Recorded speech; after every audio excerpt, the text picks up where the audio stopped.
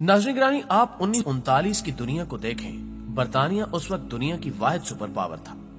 बादशाह का सूरज हकीकतन गरूब नहीं होता था। बरमूदा में मगरिब का वक्त होता था तो न्यूजीलैंड में सूरज निकल आता था। कलकत्ता अंधेरे में डूबता था तो साउथ अफ्रीका रोशन हो जाता था। फिजी के जजीरों की रोशनी मध्यम पड़ती थी तो जब्राल्टर में सूरज उगाता था। चुनांचे दुनिया में उस वक्त सिर्फ एक ही ताकत, एक ही मुल्क था जिसकी सूरज पर भी हुक्मरानी थी, और वो था बरतानिया। बादशाह की आंख खुलती थी तो उसकी सल्तनत पर कहीं रोशनी काश्त हो रही होती थी, और ये सिरहाने पर सर रखता था तो दुनिया के किसी न किसी कोने में सूरज इसकी हुक्मरानी की चौकीदारी शुरू कर रहा होता था। लेकिन फिर सिर्फ 6 साल बाद बरतानिया का सूरज डूब गया। दुनिया के 64 मुल्क बरतानिया के हाथ से फिसल गए और मलका सिमट कर इंग्लैंड तक महदूद होकर रह गए, और अब उसका हुक्म महल के सामने मौजूद फवारे पर भी नहीं चलता। बरतानिया के अरूज और इस जवाल की वजह तनाजे और जंग थी।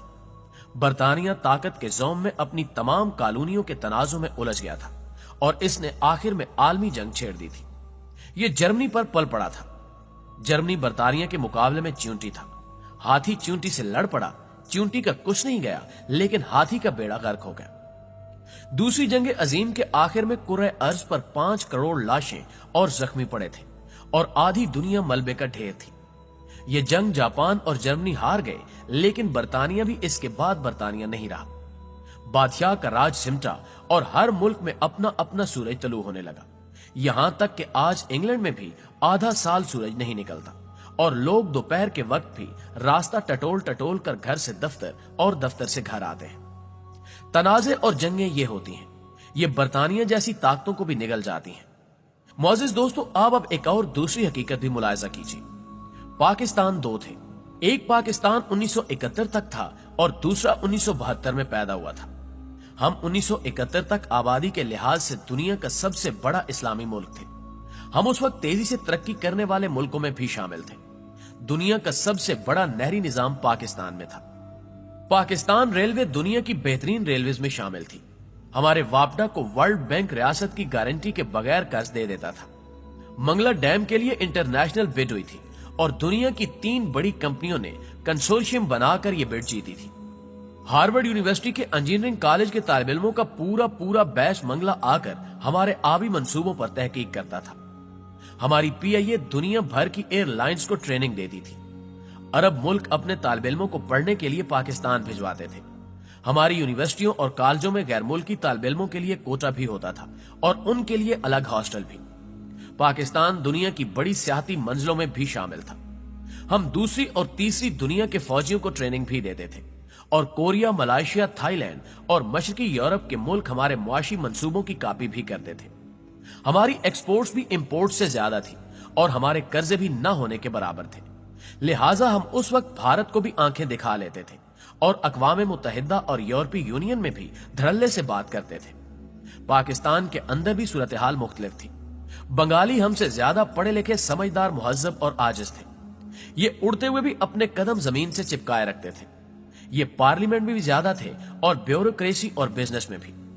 हमारे ज़र मुबादला का 60% हिस्सा मशरकी पाकिस्तान की पटसन से आता था।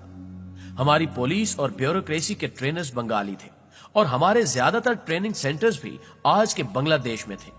चुनांचे 1971 का पाकिस्तान मजबूत, तरक्की पजीर और आलमे इस्लाम की इमामत करता हुआ पाकिस्तान था। लेकिन फिर हम पंजाबी सुरमाओं की वजह से 60% पाकिस्तान हमसे अलग हो गया और ये जाते जाते हमारी इमामत, तरक्की और मजबूती भी साथ ले गए।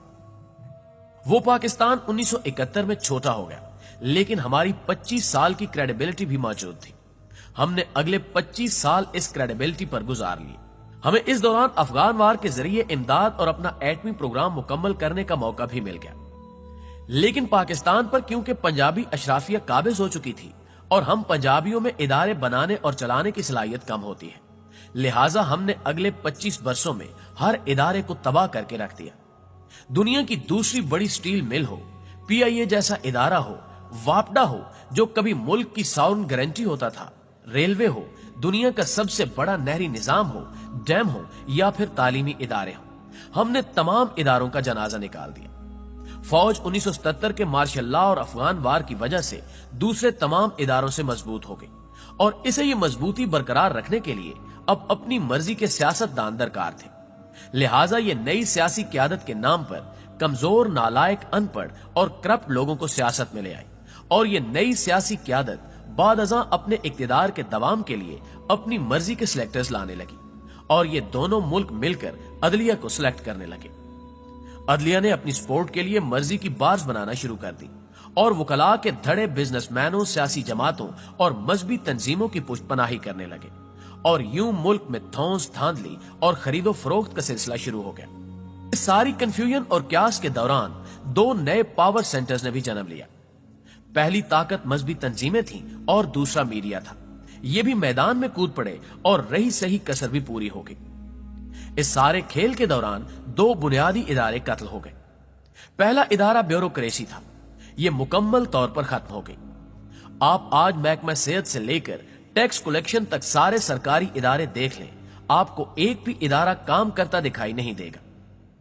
नाज़रीन ग्रामी, आप दिल पर हाथ रखकर जवाब दें, क्या फौज, पार्लियामेंट और ब्यूरोक्रेसी के किसी रुकन का कोई बच्चा सरकारी स्कूल में पढ़ रहा है? क्या ये लोग टूंटी का पानी पी रहे हैं, सरकारी अस्पताल में इलाज करा रहे हैं, सरकारी वकील के जरिए अपना मुकदमा लड़ रहे हैं?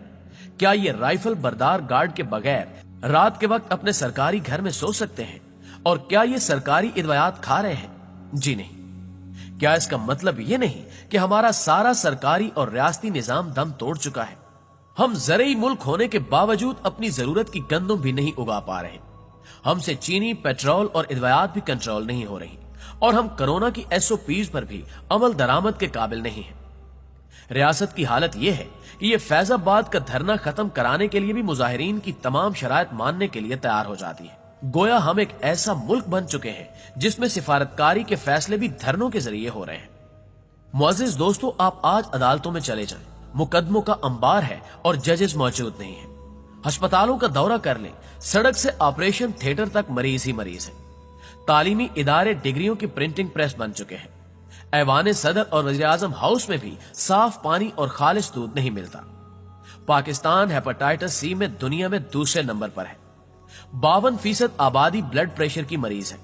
हम शुगर में चौथे और टीबी में दुनिया में 5वें नंबर पर आते हैं। दुनिया में सिर्फ 2 मुल्कों में पोलियो मौजूद है और हम दूसरा मुल्क है। मुल्क में मजहबी मुनाफरत इंतहा को छू रही है। कोई किसी को भी किसी भी वक्त काफिर कहकर वाजिबुल कत्ल करार देता है और रियासत पतली गली से निकल जाती है। लोग अदालतों में कत्ल हो जाते हैं और जज और वकला जमीन पर लेटकर जान बचाते हैं और इसके बाद रियासत में कातिल को कातिल कहने की भी हिम्मत नहीं होती। हमारी पूरी इकोनॉमी कर्जों की मरूने मिन्नत है। आज चीन, सऊदी अरब और अमेरिका हाथ खींच लें, हमें आज FATF ब्लैक लिस्ट में डाल दे तो हम कल डिफॉल्ट कर जाएंगे। लेकिन 1971 का पाकिस्तान इससे बिल्कुल मुख्तलिफ था। सदर भी टूंटी का पानी पीता था और उसके बच्चे भी सरकारी स्कूलों में पढ़ते थे। नाज़रीन ग्रामी, ये हकायक खौफनाक है, लेकिन इन हकायक से भी ज्यादा खौफनाक हकीकत यह है कि हम इन हकायक को हकीकत मानने के लिए तैयार नहीं है। हम ये मानने के लिए तैयार नहीं है कि दुनिया बदल भी चुकी है और ये हमसे बहुत आगे भी जा चुकी है। हम ये मानने के लिए तैयार नहीं है कि हमारे सारे मसले हमारे अपने पैदा किए हुए हैं। हमने दुनिया में अपना कोई एक दोस्त भी नहीं छोड़ा। रूस से लेकर अमेरिका तक हमने सबके साथ सींग फंसा रखे हैं। हम अंदर भी लड़ रहे हैं और बाहर भी। हम चिड़िया घर का एक हाथी नहीं पाल सकते, लेकिन हम दिल्ली के लाल किले पर परचम लहराना चाहते हैं। हम ये मानने के लिए भी तैयार नहीं कि हम दुनिया में गैर मुतलका हो चुके हैं। आज सऊदी अरब ने तारीख में पहली बार भारत के आर्मी चीफ को सरकारी दौरे पर बुला लिया और अमेरिका और OIC ने कश्मीर पर भारत का मौकफ मान लिया।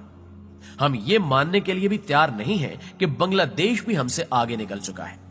हम ये भी मानने के लिए तैयार नहीं है कि हमें हमारे तनाजे कैंसर की तरह खा रहे हैं। खुदा के लिए आंखें खोलें, पंजाबीइज्म से बाहर आएं और तनाजे और जंगें खत्म करें, क्योंकि ये दोनों वो चीजें हैं जिन्होंने बरतानिया जैसी ताकत का सूरज भी गुल कर दिया था। तो हम किस खेत की मूली हैं, कहां के सुरमा हैं? लिहाजा होश करें और आंखें खोलें। मुअज़्ज़िज़ दोस्तों,